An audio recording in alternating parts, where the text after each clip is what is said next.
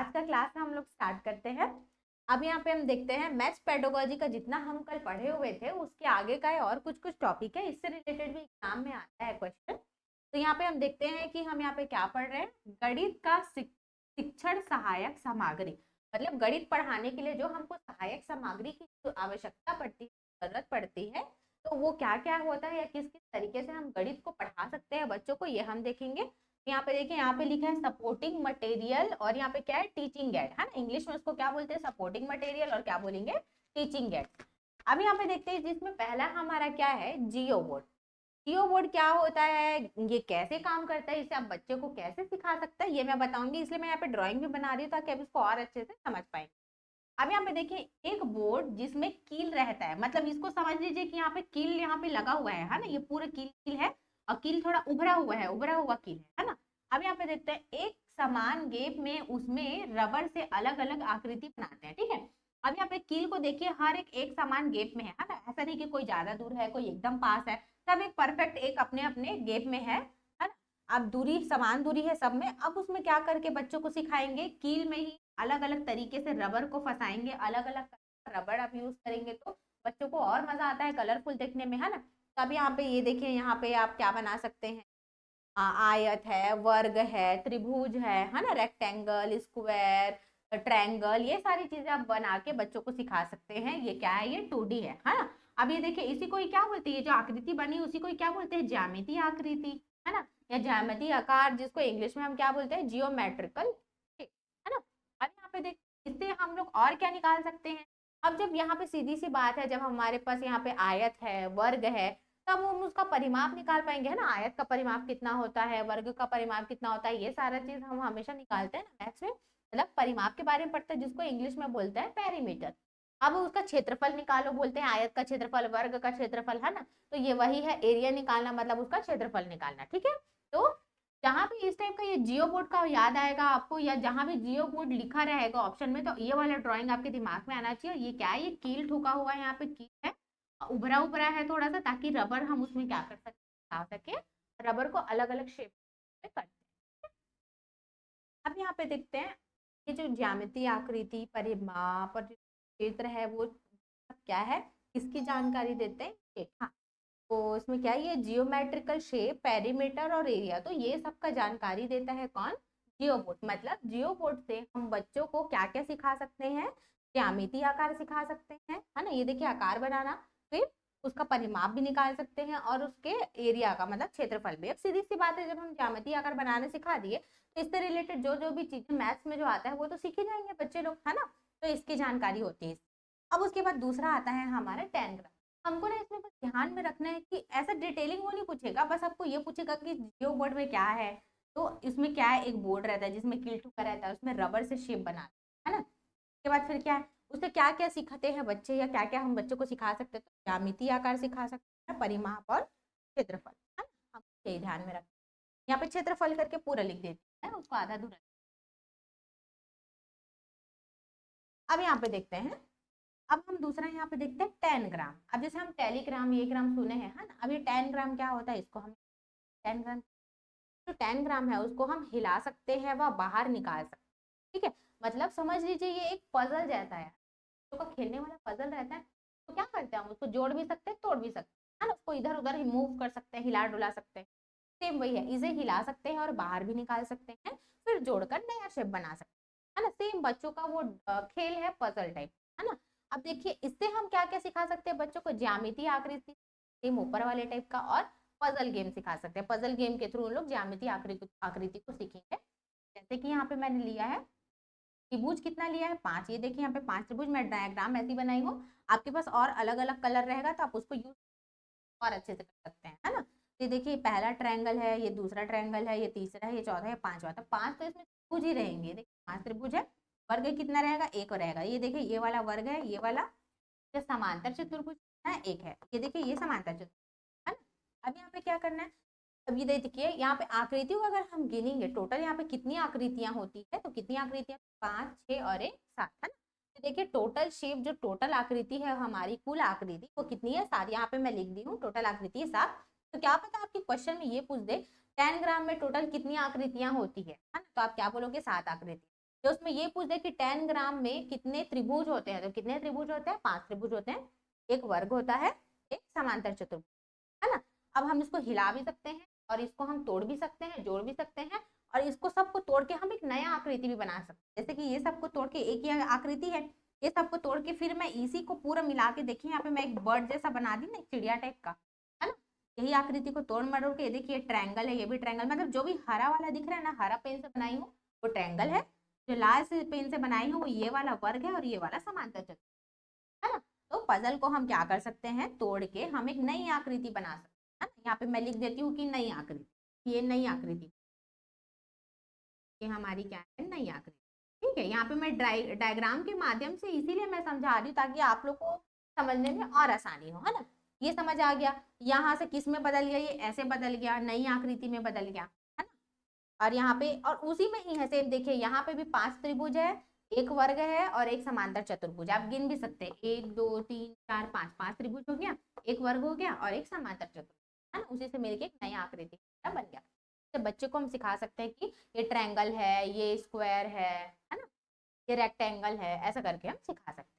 तो अब हमको इन दोनों में अंतर करके याद रखना है, हमको ऐसे याद रखना है, जियो बोर्ड, बोर्ड से ही हमको समझ में आ रहा है, एक बोर्ड रहेगा जिसमें रहेगा, रबर से हम उसको अलग अलग शेप बनाना सीखेंगे, ज्यामितीय आकृति उसमें सीखेंगे, परिमाप और क्षेत्रफल भी आप बच्चा उसमें निकाल सकता है, समझ सकता है ना।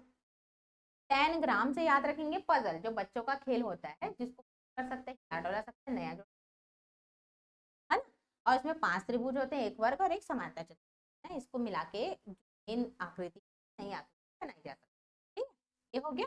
अब उसके बाद हम अगला आते हैं तीसरा, एबेकस। अब ये एबेकस क्या है, एबेकस हम लोग बहुत सुने हैं, छोटे से हम एबेकस एबेकस सुन रहे हैं ना, लेकिन ये क्या होता है इसको हम यहाँ पे देखते हैं। 3000 वर्ष पहले चाइना में इसका उपयोग या प्रयोग हुआ, सबसे पहले हुआ, है ना। 3000 साल पहले चाइना में सबसे पहले इसका प्रयोग किया गया, जिसमें हम क्या सिखा सकते हैं, बच्चों को जोड़ना सिखा सकते हैं, और क्या सिखा, घटाना सिखा, है ना। क्या सिखाएंगे, सिर्फ जोड़ना और घटाना, और क्या इसमें जातीय मान स्थानीय मान भी सिखाते हैं। ठीक है, अब यहाँ पे देखिए जातीय मान क्या होता है, फेस वैल्यू, और स्थानीय मान क्या होता है, प्लेस वैल्यू। अब यहाँ पे देखिए स्थानीय मान आपको पता है ना, स्थानीय मान आपको कैसे पता है, इकाई दहाई सैकड़ा हजार, है ना, ये सारी चीज पढ़े है ना। जैसे यहाँ पे मैं क्या लिख दी, 5400, है ना। इकाई के जगह में क्या है, यहाँ पे इकाई के जगह में यहाँ पे 0 है, दहाई के जगह में क्या है, 2 है, सैकड़े के जगह में क्या है, 4 है, और हजार के जगह में क्या है, 5 है। अब मैं यहाँ पे क्या बोलूंगी, 5 का यहाँ पे स्थानीय मान क्या है, तो आप क्या बोलेंगे, 5000 है ना। 4 का स्थानीय मान क्या है, तो आप क्या बोलेंगे, 400 है। 2 का स्थानीय मान क्या है, तो 2 दहाई है, इसलिए हम यहाँ पे 20। 0 का स्थानीय मान क्या है, तो इकाई है, मतलब ये अकेला है ना। ये हो गया हमारा स्थानीय मान। अब हम आते हैं यहाँ पे जातीय मान में। अब जातीय मान क्या है, जिसको इंग्लिश में फेस वैल्यू बोलते हैं। इसका मतलब ये है, तो जहां पे है वो वही रहेगा। जैसे मैं बोलूंगी 5 का आप जातीय मान बताइए, तब क्या बोलोगे, 5 ही बोलो। 5 का जातीय मान 5 होगा, 4 का जातीय मान 4 होगा, 2 का जातीय मान 2 होगा, 0 का जातीय मान 0 होगा। जैसे यहाँ पे 5 का स्थानीय मान 5000 था ना, 4 का 400 था, 2 का 20 था, 0 का 0।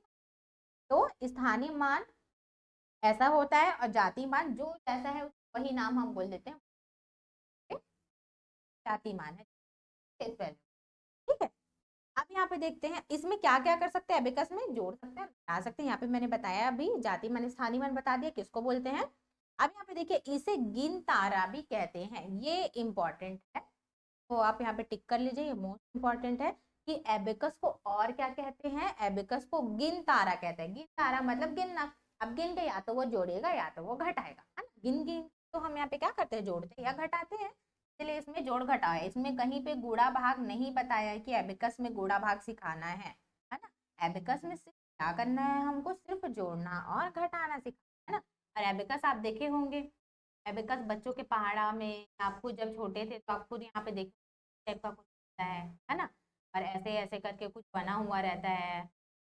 अब उसमें क्या रहता है, उसमें छोटे छोटे बीट्स होते हैं, जैसे कि मान लीजिए 1 बीट, है ना, मान लीजिए करते हैं लोग उसको ऐसे आगे पीछे करके करते हैं, जोड़ते घटाते हैं कुछ, है ना, इस टाइप का रहता है ना एबेकस हमारा, इस टाइप का रहता है, कुछ दिखाई देता है इसी टाइप से। तो ये हमारा क्या है, ये हमारा एबेकस। तो अब आपको क्या करना है, अभी तो हम सिर्फ दो में हम क्या करें, अंतर कर अब हम तीसरे को भी साथ में लेके चल रहे हैं। अब हमें देखें जियो बोर्ड, बोर्ड मतलब का वाला है ना, इसमें रबर से आकृति, ज्यामिति, परिमाप और क्षेत्रफल। 10 ग्राम क्या होता है? 10 ग्राम जैसे ही बोला आपको ये ड्राइंग याद आना चाहिए। ड्राइंग से आप क्या याद करोगे? पजल, जो बच्चों का पजल रहता है, जब ज्यामिति आकृति जिसे नहीं आकृति बनती है, 5 त्रिभुज, एक वर्ग, एक समान। अब यहाँ पे आते हैं एबेकस। ये सबसे पुराना विधि है हमारा बच्चों को जोड़ना और घटाना सिखाना। इसमें हमको याद रखना है, इसमें सिर्फ जोड़ना और घटाना सिखाना है ना, गुणा भाग नहीं है। और इसको किसमें? चाइना में पहले प्रयोग किया था, इसका इस्तेमाल किया था। इसमें क्या क्या सिखाते हैं? जोड़ घटाओ, और क्या सिखाते हैं? जातीय मान और स्थानीय मान। अब यहाँ पे देखिए, यहाँ पे बहुत सारे बिट्स रहेंगे। यहाँ पे तो मैं सिर्फ 5 तक का बिट्स बनाई है ना। इसमें जो मोती छोटे छोटे जो गोला है क्या रहता है उसमें और रहेगा, तभी तो हम उसको स्थानीय मान सिखा पाएंगे। ये हजार के जगह में है, ये दहाई के जगह में, ये इकाई के जगह में, ये सैकड़ा के जगह में है ना, इसलिए हम उसको स्थानीय मान और जातीय मान भी सिखा सकते हैं। तो ये सारी चीजें याद रखना। और एबेकस को क्या नाम से जानते हैं? 3 तारा के नाम से जानते हैं, ये इंपॉर्टेंट है। अब इतना आपको समझ में आ गया है ना? इसमें कहीं आपको डाउट होगा तो आप पूछ सकते हो। आ गया ना? ये क्या है पता है? ये क्या है पता है? ये जैसे ना डायग्राम आप बना के जैसे पढ़ोगे ना, तो नोट्स बनाने में भी मजा आता है, मतलब अच्छा लगता है देखने में। हाँ, बढ़िया से हम यहाँ पे बनाए हैं, लिखे हैं, फिर हमको पढ़ने का भी मन करता है ना, मजा भी आता है देख। और ना हमको एग्जाम में ये जो लिखे हैं ना, वो हमको नहीं याद आएगा एग्जाम में। एग्जाम में हमको ना ये डायग्राम याद आएगा, अरे ये ऐसा था ना, वो ये होगा, वो है ना, हमको ये याद आएगा। इसलिए मैं ऐसे ही उसको पढ़ती हूँ, आप लोग को वैसे ही पढ़ा रही हूँ, क्योंकि मेरे को इसी को ही देख के याद आता था एग्जाम में कि ये होगा, वो हो, है ना। जिसका पॉसिबल है डायग्राम बनाना, उसको हम डायग्राम बना के ही पढ़ें तो ज्यादा अच्छा। इसी से रिलेटेड वो रीजनिंग टाइप का क्वेश्चन रहता है ना, हाँ, कि इसमें कितने कितने त्रिभुज है, इसके अंदर कितने आयत है, कितने वर्ग है ना, इस टाइप का कुछ कुछ डायग्राम बना के दे दिया रहता है, उसी टाइप का ही रहता है, इसी से रिलेटेड रहता है ना। लेकिन ये क्या है? हाँ हाँ हाँ हाँ, इसका फिक्स रहेगा, हाँ इसका फिक्स है। जो भी आकृति बनेगा वो सिर्फ इतने को ही मिला के बनेगा, ऐसा है। हाँ, तो इसमें बस हमको ये याद रखना है कि 5 त्रिभुज, एक वर्ग, एक समांतर चतुर्भुज है, और इससे एक नई आकृति बनती है, बस हमको ये याद रखना, क्योंकि एक पजल गेम है और आकृति, ज्यामितीय आकृति सिखाते हैं इसे बच्चों को, और इसमें टोटल आकृति 7 हो गई है ना। चलिए चौथा वाला हम देखते हैं यहाँ पे डाइस ब्लॉक। डाइस ब्लॉक क्या है यहाँ पे देखते हैं। तो जैसे कि आपको देख के समझ में आ रहा होगा, ये अलग अलग इसके अंदर बहुत सारे छोटे छोटे छोटे छोटे ब्लॉक है ना। तो इससे हम क्या सीख सकते हैं, या बच्चों को हम क्या सिखाते हैं? इससे भिन्न सिखाते हैं, भिन्न जो फ्रैक्शन बोलते हैं ना, अंश बटे हर के रूप में जो रहता है। और इससे क्या सिखाते हैं? स्थानीय मान भी सिखाते हैं, और इस टाइप के क्वेश्चन से हम अंक गणित को सॉल्व करते हैं, इससे अंक गणित भी सीखते हैं। जैसे कि यहाँ पे मैंने बॉक्स बना के बताया हुआ है, एक मतलब ये इकाई, मतलब समझ लीजिए यहाँ पे एक बॉक्स है ना, तो ये इकाई है। अब ऐसे 10 डिब्बा बन गया, मतलब इसको जैसे 3D में मेरे को बनाना है, तो 3D में समझ लीजिए एक डिब्बा यहाँ पे रखा है। अब यहाँ पे एक डिब्बे के अंदर एक डिब्बे के अंदर एक डिब्बा ऐसा रखा है, समझ लीजिए, है ना। जैसे 3D टाइप का मैं बनाऊंगी तो इस टाइप का बनेगा ये ऐसा। यहाँ पे ऐसे ही हमको समझना है कि यहाँ पे टोटल कितने हैं, 10 डिब्बा एक साथ रखा हुआ है, ऐसे हमको समझ। सेम वैसे ही यहाँ पे हमको ये समझना है कि यहाँ पे 100 डिब्बे का बंच यहाँ पे रखा हुआ है। सेम वैसे ही समझना है कि 1000 डिब्बे का बंच एक बड़ा वाला रखा हुआ है ना।